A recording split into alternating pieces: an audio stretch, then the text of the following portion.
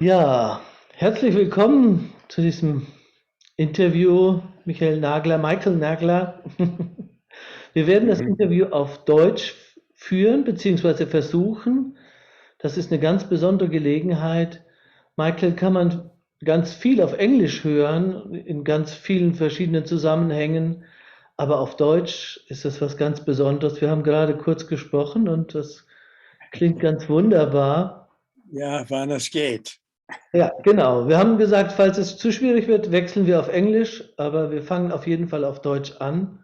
Ja, Französisch, Latein, Ja, wie es gefällt. Latein ist ein bisschen mau bei mir.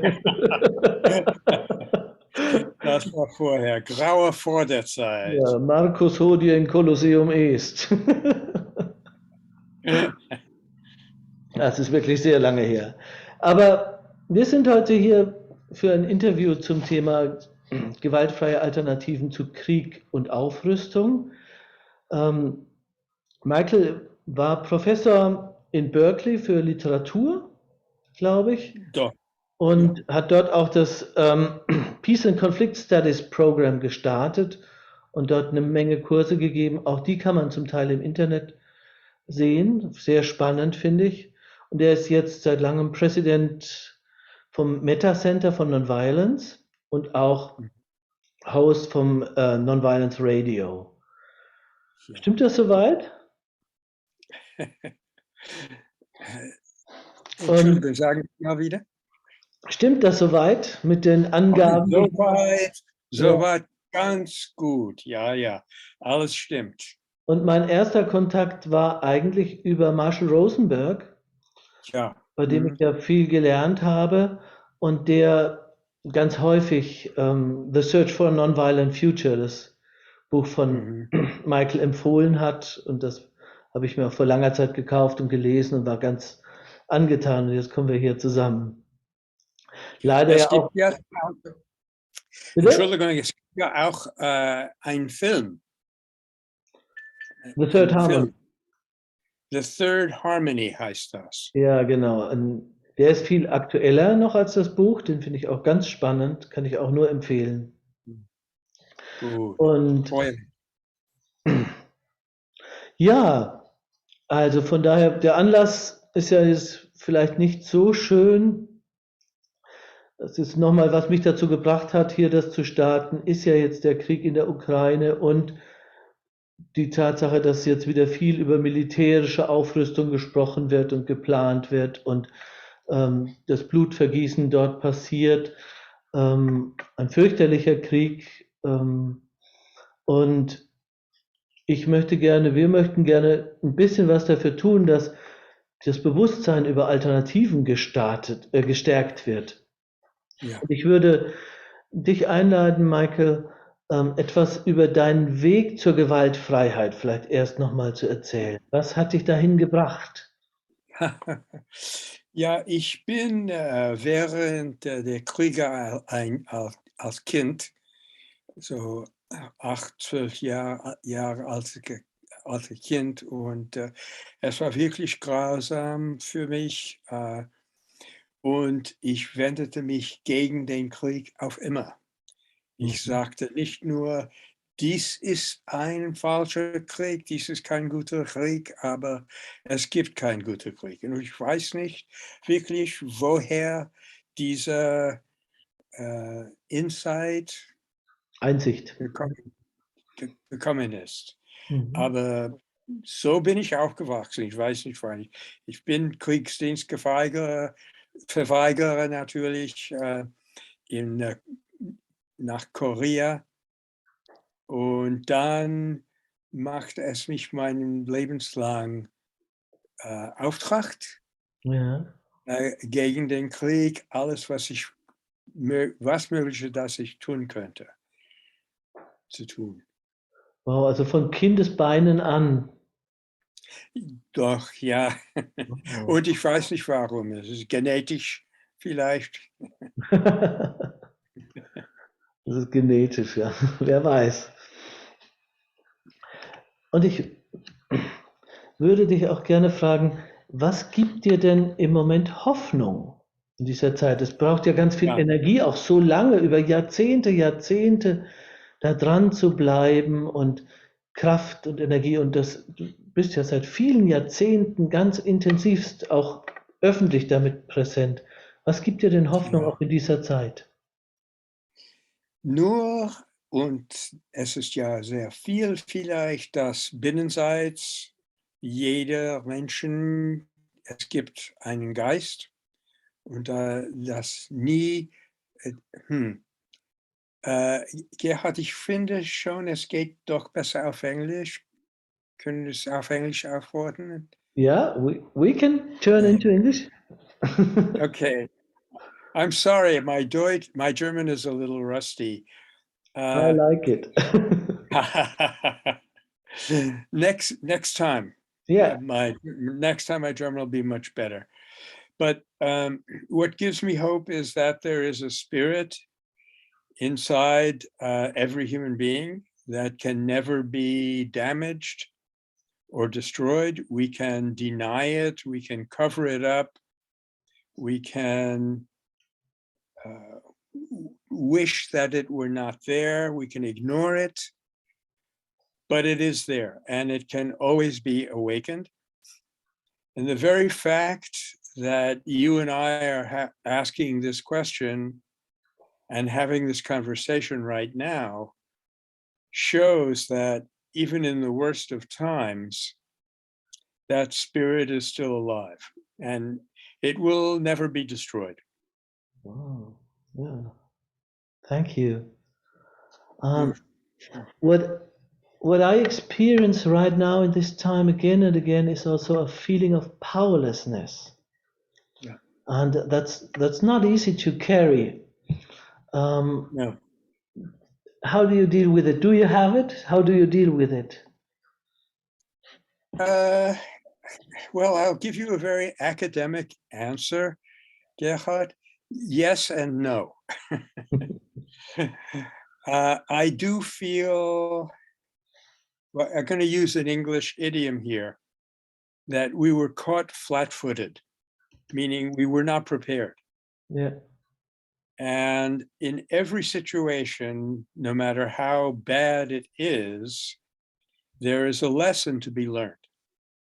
And the Dalai Lama said, if you lose, don't lose the lesson. So what we have to do is realize, I mean, when I say we, I mean all of us who are in the peace movement internationally, we have to realize that we were not ready and there are going to be wars indefinitely. And we must redouble our commitment and our preparedness the next time. So this is a horrible situation, but if it at least teaches us to be better prepared next time, at least it will have had that kind of value. Mhm. Oh yeah. Thank you. And what would be better prepared? Well, you have in Germany a Zivile Friedensdienst. We have a very constantly growing network of organizations that prepare what you might call peace teams.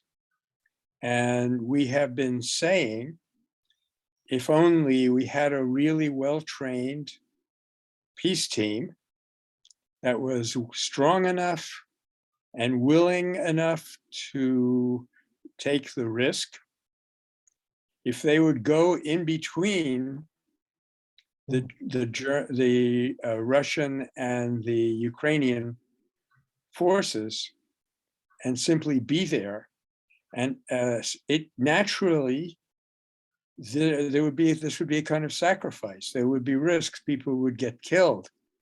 But as Gandhi said a long time ago, no one could keep on doing that.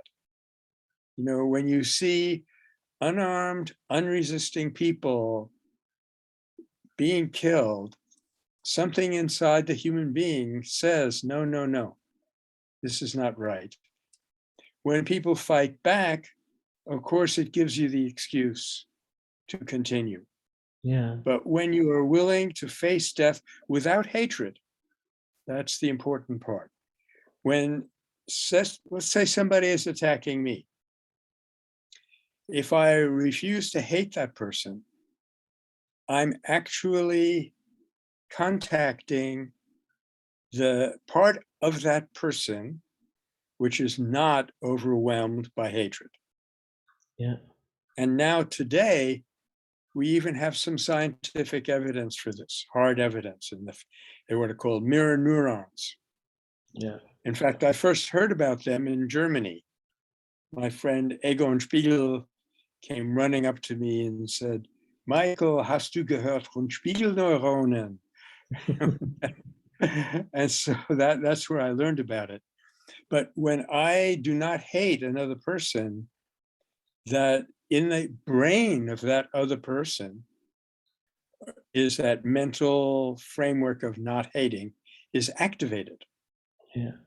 So that's the beginning. But we need to build that up into institutions, nationally and globally. And for this, we have only the merest beginning with the United Nations. And we also have peace teams, as I was saying, that are developing all over the world. And we're almost ready, I think, what we need is what's called a rapid response team, a group of people who are ready to go in at a moment's notice, aus dem Stegreif, with the training and everything. And as I say, the willingness to sacrifice if necessary. And that has a stunning effect. And in fact, this is an ideal situation for that, because the Russian troops have nothing against their Ukrainian brothers. Yeah. And they're finding out the minute they get into the country that this neo-fascist takeover was a lie, a fabrication.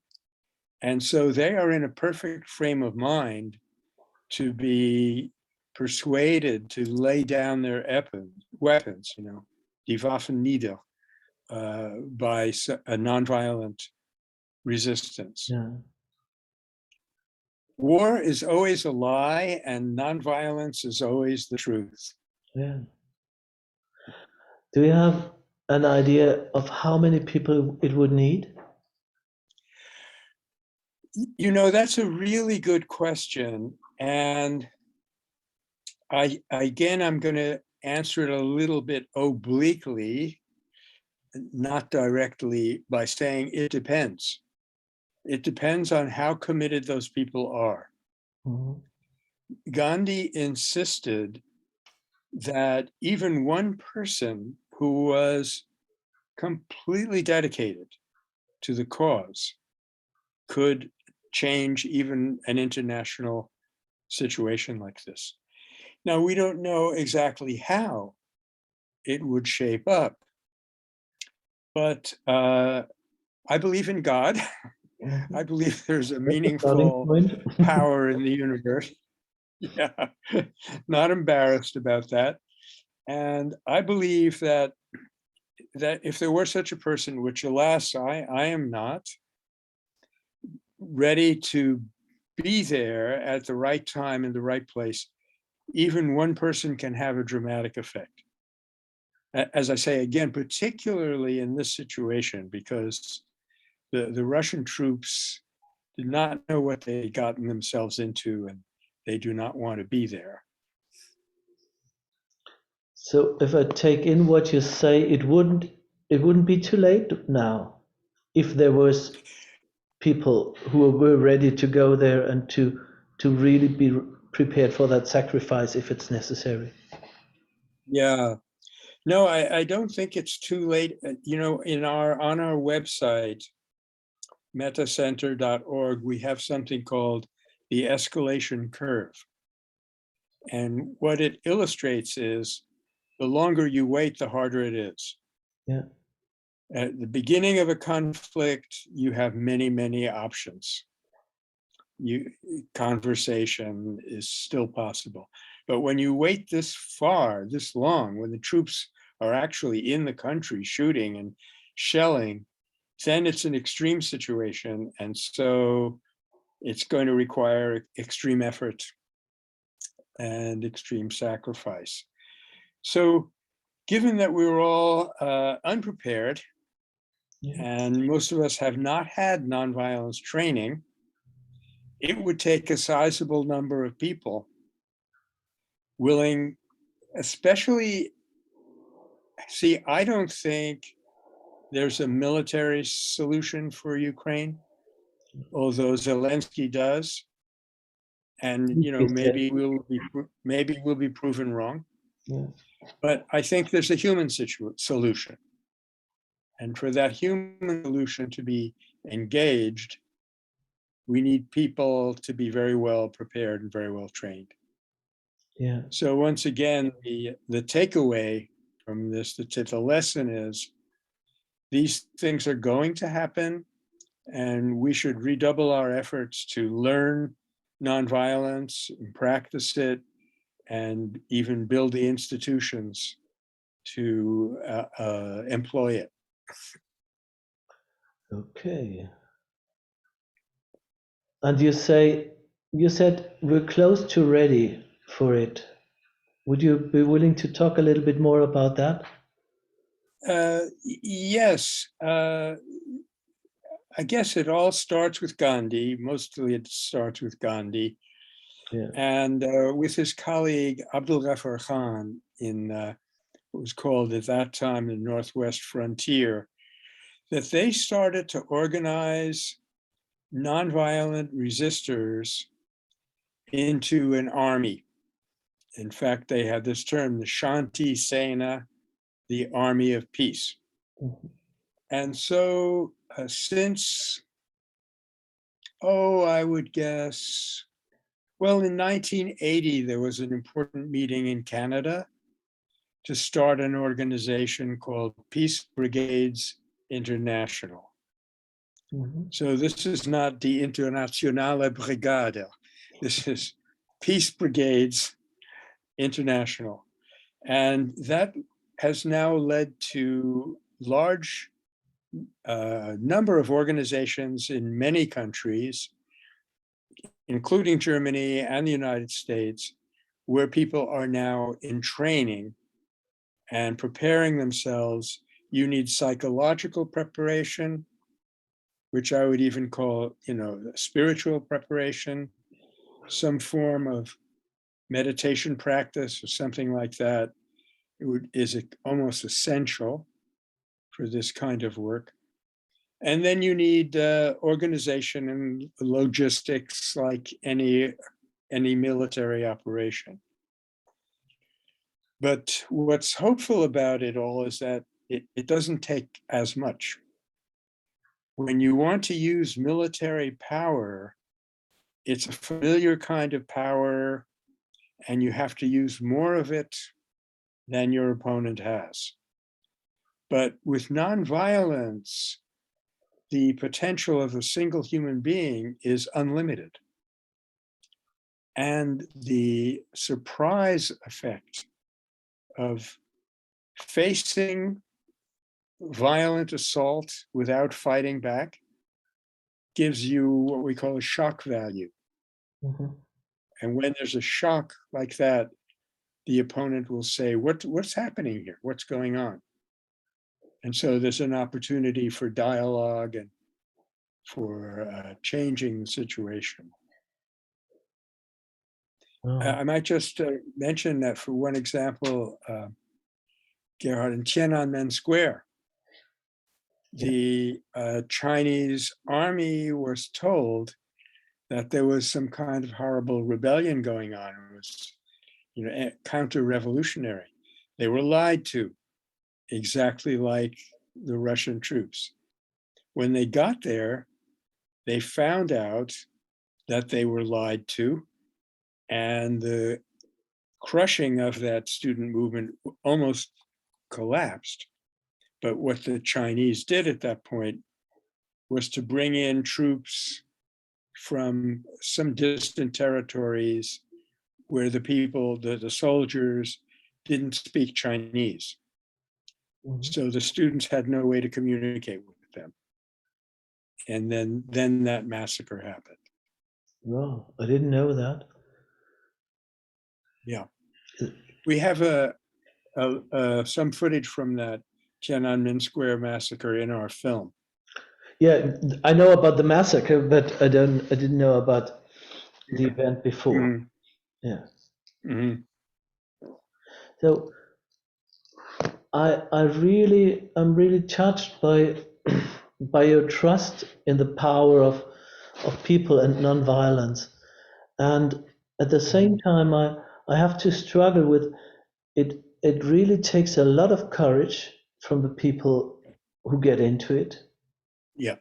I know also it takes a lot of courage to be a soldier, or maybe you at least you get in a lot of horrible situations you never dreamt of, hopefully. And but it takes a lot of courage and so on. And it seems like, is it really applicable for ordinary people, for ordinary situations? Like I'm really struggling with the German reaction from our military. We now spend 100 billion extra, plus a 50% increase of our military expenses every year. So this is the biggest rearmament that has ever been since World War II, by far, by far. So there seems to be so much more trust in Yeah. creating safety and peace Mhm. with the help of the military and weapons. Yeah. Well, you used exactly the right word, trust. That's where we put our trust. But the reason we do that is because of conditioning. We're not taught anything about nonviolence. And as a result, when we use it, and everyone has been in a situation where they used nonviolence, but they didn't have a name for it. And because we aren't trained to recognize it, we don't build on that experience. Mhm. And so it's lost. So I am among those who think that really, in the deepest sense, the issue is one of education. We're going to be putting on a conference here in October it's called Transformation, the Power of Nonviolence to Change Our World. Mhm. And the first day of this conference is going to be dedicated to the history, the forgotten history of all the people, individuals and groups, and in some cases, nations, who have withstood aggression. And what we need to realize is that this is a capacity that's within every human being. It's part of human nature, but we have not developed it Yeah. in the outside world. So it's very doable, but it requires, I think you speak of trust, Gerhard. I think really it can be approached scientifically as an experiment. And that's exactly what Gandhi did. He experimented with truth. He started from the hypothesis that even the British rulers were human beings, that they could be reached, Mhm. and that there was a limit to the violence that they would carry out if you met them with courage and love.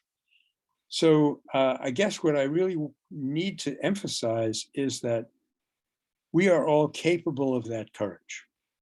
Mhm. There are all these incredible stories. We never know really what are the limits of human nature.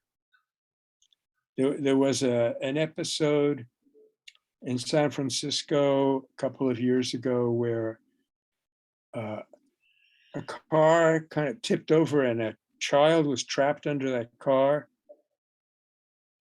not crushed, but trapped. Mhm. The child's mother saw this. She ran over and lifted up the car so people could take her baby out. Now, if you had asked her the day before, can you lift up a car? She would have said, of course not. Yeah. But when we're challenged deeply enough, these incredible capacities come out.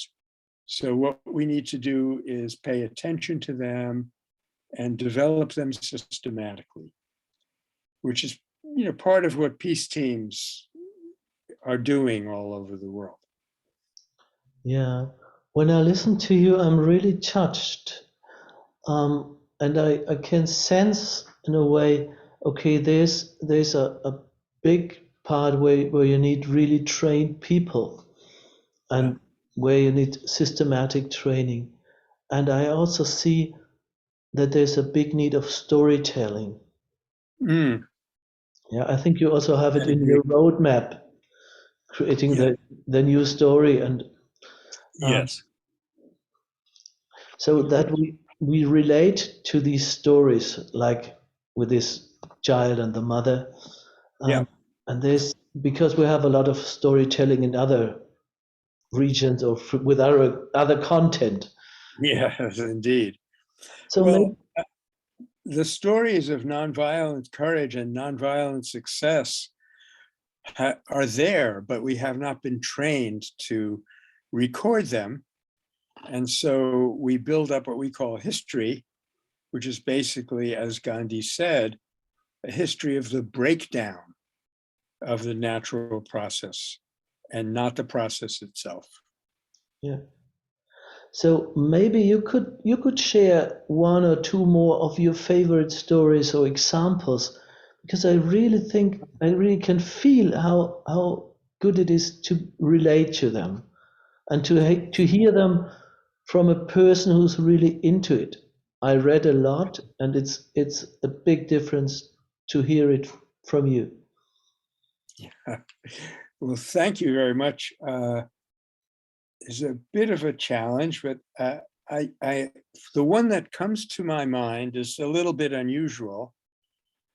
It has to do with the Wild West in the United States, before it was even the United States. There was a wagon train of settlers heading out to California, and it was surrounded by Indians, and they were, shooting at the wagons and so forth. And the men in the wagon train were using their rifles and trying to defend the train, but it was hopeless. There were far too many Indians. And so, but what happened was there was a mother with a young baby had just been born. And to everyone's shock and horror, this woman took her baby and walked out of the circle over to the Indians and handed her baby to one of them, who, played with it for a while and handed it to another one. And after it had gone around a little bit, they just went away.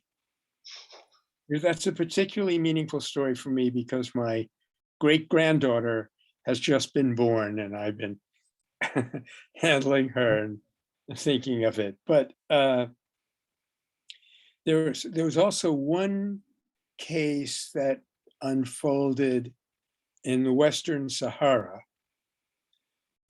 where the Moroccans were going to attack. And once again, it was women with baby carriages went out and just got in the way and said, if you shoot, you're going to hit us first. And again, that war stopped. So that is kind of a typical pattern, that if people say, if you shoot, you'll kill us, people are unwilling to do that, and they extend it to being unwilling to kill others. Yeah. So those are the two examples that occur to me that probably, I know what will happen, Gerhard. It's called in French, esprit d'escalier.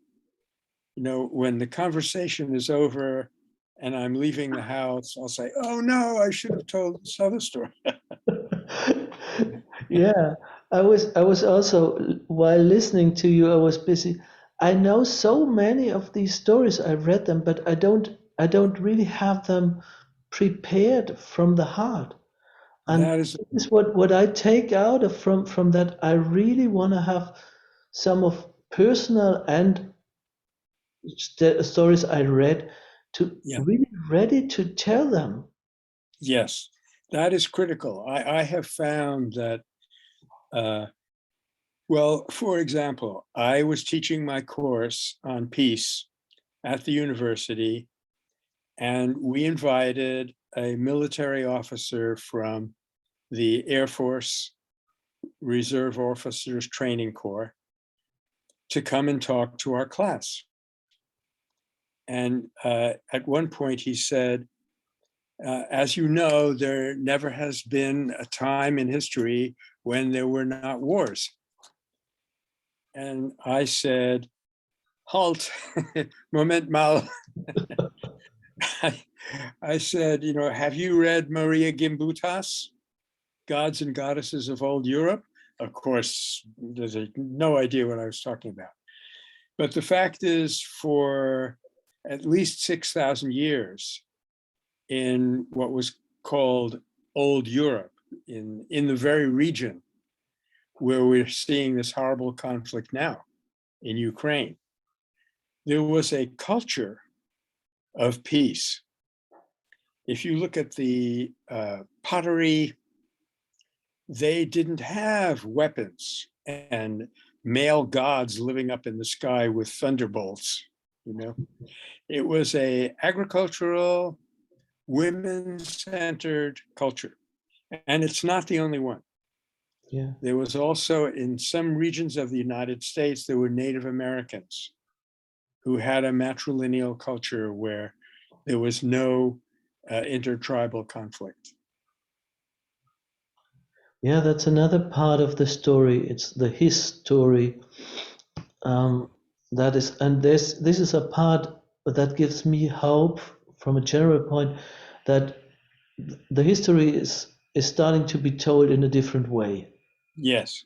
not only patriarchal, and also starting earlier than the last 12,000 years, or wherever you locate it. But it's very clear that war is created in the last several thousand years. Yes. Years. Yeah. Not years. Yeah. That is a very minor error Yeah. compared to what happens when I try to speak German. Yeah, we're discovering this more and more. One of the people that's interviewed in the film is this primatologist, Franz Dual, Yeah. who showed, it's very interesting, that people had studied fighting and conflict among chimpanzees for a long time, but logically, whenever there was a fight, there had to be an end. Otherwise, there would be no chimpanzees left. But nobody had thought to study, how does a fight end? So he's made an entire career out of that. And today he's considered one of the most distinguished scientists in the world. Yeah. So all it would take is for us to learn the real history, which is in many ways less dramatic. But when you really get a sense of what's going on inside the human being, you know, overcoming hatred is extremely dramatic. The difference being that it makes you a better human in the end. Mhm. Whereas when you yield to it, you become worse as a human being. Yeah. I think that's a very powerful thing for us to realize. I like that very much. I just read that it's 130,000 American veterans from the Iraq War and the Afghanistan War killed themselves, but I don't know whether this number can be true, but what seems to be true that there's a horrible number of ex-soldiers that kill themselves. I think this is another way of you realize where you ended, you experience a lot of horrible things. So even when you're out of the war, it doesn't end. That's right. At one point, I don't know about the 150,000, but it doesn't sound impossible because I know that at one point it was running 20 soldiers a day. Men and women were killing themselves. What to me is the biggest tragedy of all is that we don't look at this and we don't learn the lesson. Yeah. You know, we look at each individual case and say, what can we do for this soldier? What can we do for that soldier? But the fact that we are violating something in the human spirit that can never be destroyed and will never go away, that somehow doesn't occur to people. Mm-hmm. So that's the work that you and I are doing, is trying to lift this up and get people to recognize that these suicides, these horrible veteran suicides, are telling us something. Yeah. And we've got to learn what they're saying. This is another case of listening. In nonviolent communication, we have this strong emphasis on empathic listening, and I see it again. It's on so many levels where you need to listen to what's happening, to what's told, and to get into the shoes of the other one. That's also a big part. Yes, very good. Yeah. I've always thought that the work that I do through the Mettacenter is a preparatory stage for nonviolent communication. In other words, I deal with people and groups who are not willing to talk to one another. And as soon as they're at least somewhat willing to talk, that's where NVC can really have its big impact. Yeah, well, I like that connection. Yeah. Well, yeah, maybe this is a good point to wrap it up. Okay. Let me say two things. One, I'm really sorry I couldn't carry this on in German. I really have to get back in practice. But I hope your people will. I hope your people will understand. They will. The other thing I want to say is, you know, we have a lot of resources at the Mettacenter, a book, a film, a board game that people can get together and play. And I would like to recommend that. So just, you know. Me too. For one thing, yeah, thank you. We have a new web page now called thirdharmony.org, which will take you, it's very attractive, and it'll take you to the book, the film, and the board game. I will include all the links in the video description, so and more of it, so that it's easy to follow up on it. Good, very good, thank you. And Gerhard, if you have other questions that we haven't covered and you want to send me in an email, I'll be happy to. Yeah, thank you very much. It is such a pleasure to get to know you in that way, and I'm so happy to bring that out. I was really nervous. I'm not nervous very often, but I was really nervous, and I'm so happy that it went out this way. And I would I, like I, to have another try in German because I like your German so much. ja, gut. Ja, ich werde ab und zu mal die Möglichkeiten finden, Deutsch zu üben. Ja, Und dann können wir weiterfahren. Ich war ja eine Zeit lang in Deutschland, das wissen Sie schon. Ich ja. war ein Kommilitoner zu Heidelberg. Diesmal habe ich sehr gut Deutsch sprechen können. Ja. Ja. Ich finde es immer noch gut. Ich sage es einfach nochmal, ich bin total erstaunt. Wow. Ich Also, freue mich. Ja. und es tut so gut. Meine Großmutter und meine Mutter sprachen immerhin Jiddisch zusammen und deswegen die Ohren waren so geneigt, Ja. Deutsch aufzunehmen. Kannst du Jiddisch auch noch? Ein kleines bisschen. Ich war nur Zuhörer. Ich war nicht erlaubt, in diese Konversationen mich einzustellen. The whole point was to not let me understand. Okay.